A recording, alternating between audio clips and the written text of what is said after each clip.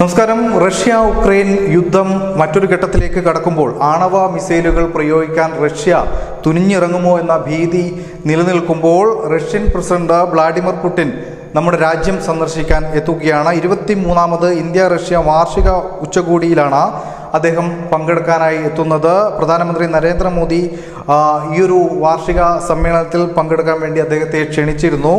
India സന്ദർശന തീയതി ഉടൻ തീരുമാനിക്കുമെന്നാണ് ഇപ്പോൾ വ്ളാഡിമിർ പുടിൻ്റെ Kremlin press secretary Dmitry Peskov അറിയിച്ചിരിക്കുന്നത്.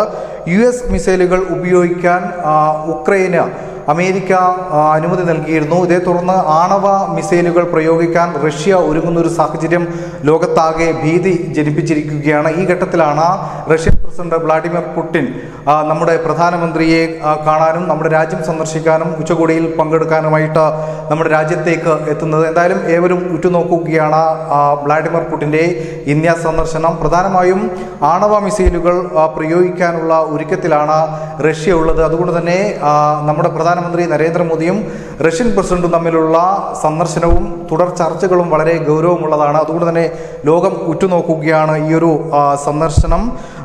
ഇന്ത്യ സന്ദർശനം കഴിഞ്ഞ 3 മാസത്തെ തൻ്റെ 2 റഷ്യ സന്ദർശനങ്ങൾ തുടങ്ങിയവ പ്രധാനമന്ത്രി ഈ ഒരു വേളയിൽ അദ്ദേഹം ഓർമ്മിപ്പിക്കുകയും അദ്ദേഹം അത് എക്സിൽ പങ്കുവെക്കുകയും ചെയ്തിട്ടുണ്ട്. മാത്രമല്ല ആഴത്തിലുള്ള സൗഹൃദമാണ് റഷ്യയുമായി നമ്മുടെ രാജ്യത്തിനുള്ളതെന്ന് പ്രധാനമന്ത്രി ഓർമ്മപ്പെടുത്തുകയും ചെയ്തിട്ടുണ്ട്.